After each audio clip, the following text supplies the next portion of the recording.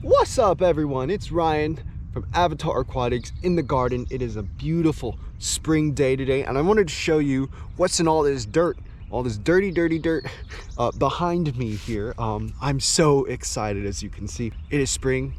Weather's been doing great. We're in the 70s now, low 60s sometimes, and at night we actually go down to maybe like low 40s.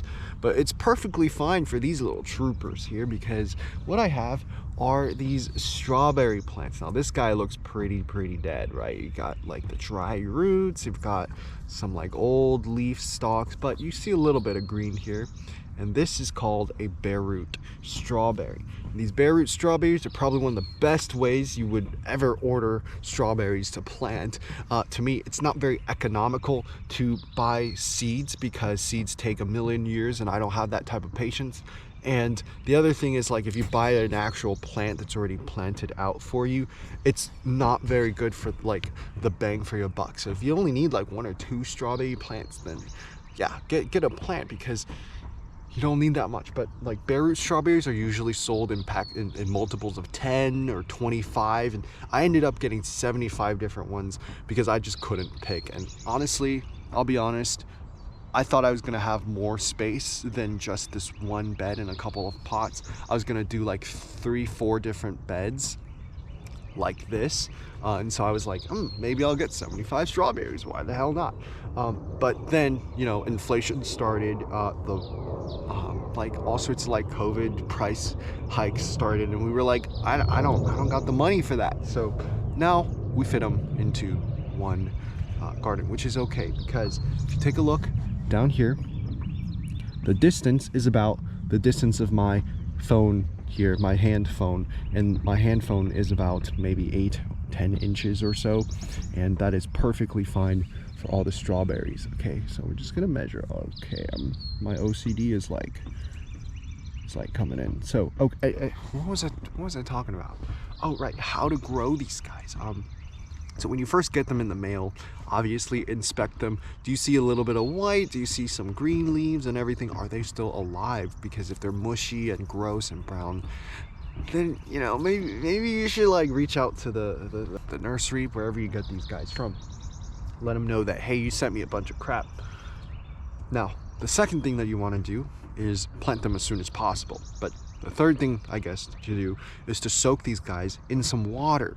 Now, the reason why we're doing that is because these guys come in super dry and not lively, and soaking these roots in the water will kind of rehydrate them and keep them happy while you soak, while they grow. Now, on here, we'll see the roots, and then here in that middle section we have what's called the crown, and you'll see this on other YouTube videos, but you're not supposed to bury the crown, because if you bury the crown, it's going to rot. Well, let's look at what I did here. My little dumbass planted and buried the crowns. Same with that guy, same with that guy. You see how like the crown is all buried, the crown's down here, and I buried that. Well, the reason why this happened is because when I was planting these guys, none of the crowns were buried. But as I water them, like if you guys look at this one, like this is good, right? This is sort of how I planted them. But as watering and like rain and all sorts of things start like pushing and settling down, oh gosh, got a bug on me, that's gross. These things will settle down. So all you got to do in the first few days is sort of pull them out until they are established. So what do I have here? 1, 2, 3, 4, 5, 6 rows of 6 here. Look at that amazingly straight row. I did all of this without like any string or ruler or anything. It's just like when I'm mowing the lawn, my dad is like, all your lines are crooked, Ryan.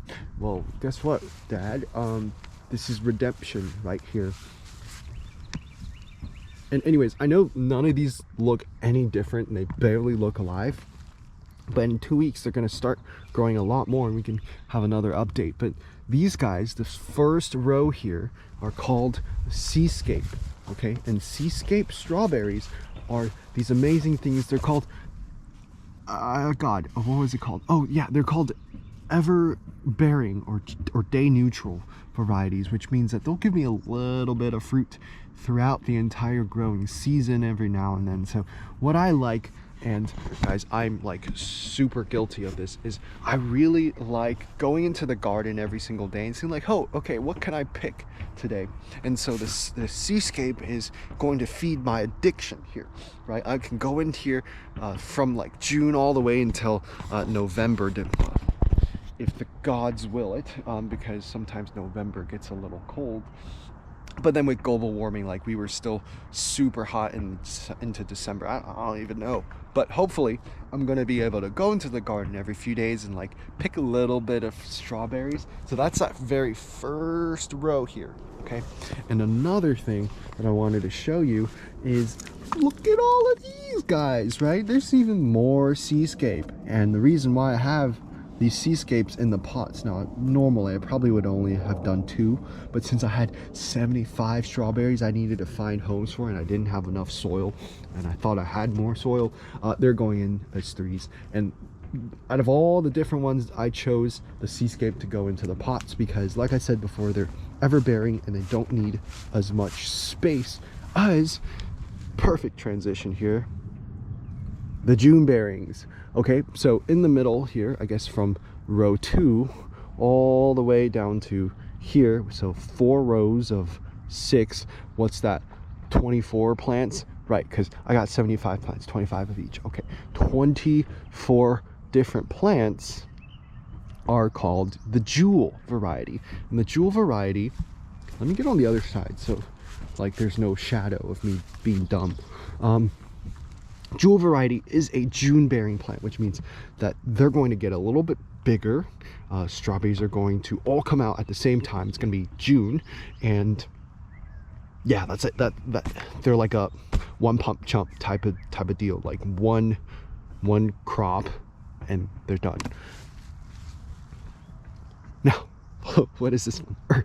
Oh yeah, I have this thing to tell me. Let's see. They are Earliglow. Oh right, I forgot the name of it, but they're Earliglows. Now the Earliglows are super cool because they are one of the like earliest to fruit in the season. So early in June, they're another June bearing variety. Early in June I'll have the Earliglows coming out with all these strawberries, and then once I get tired of eating the Earliglows and strawberries, which I probably won't, I'll have the Jewels, because these guys will fruit and set fruit and be ready to harvest more towards the end of June, the last few weeks. And then after that, I'm like, okay, I've had my fair share of strawberries for the season. It is time for the Seascapes on that side.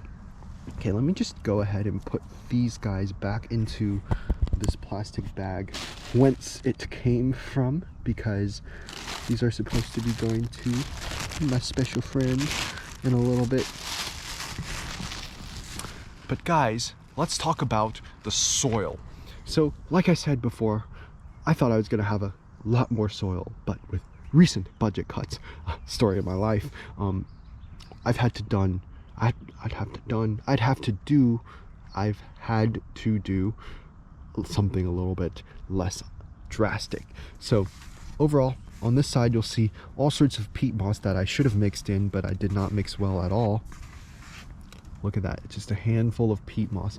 Now I like to keep this on the bottom, like below the soil line, below the ground, and there's a big stick, because peat moss can dry really fast, and then it'll just kind of like,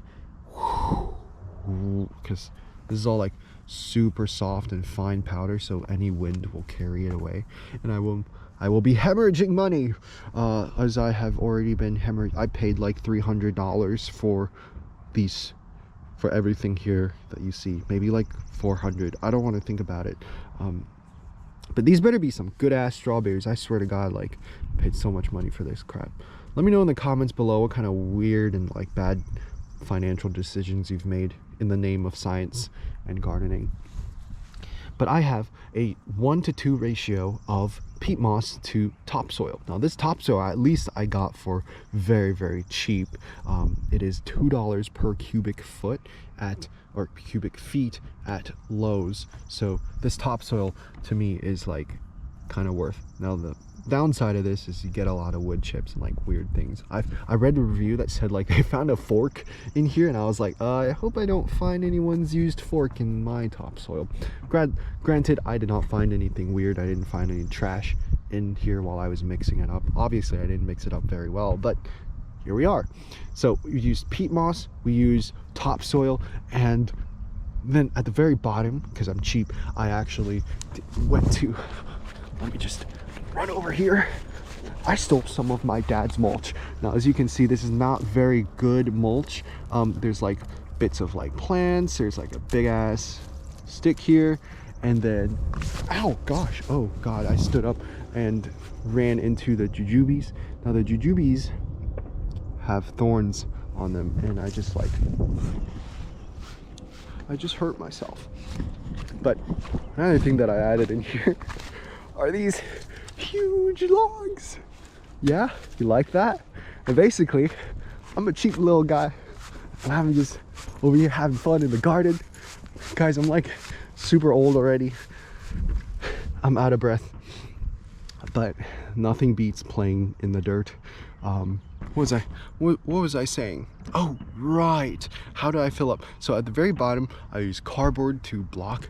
So you can see I'm on the lawn here, and what that means is there's grass on the very bottom. So I used some mulch to cover that up, plus some cardboard first, and then mulch. And then I started layering these the topsoil and the peat moss, which is going to be basically my growing medium for the season.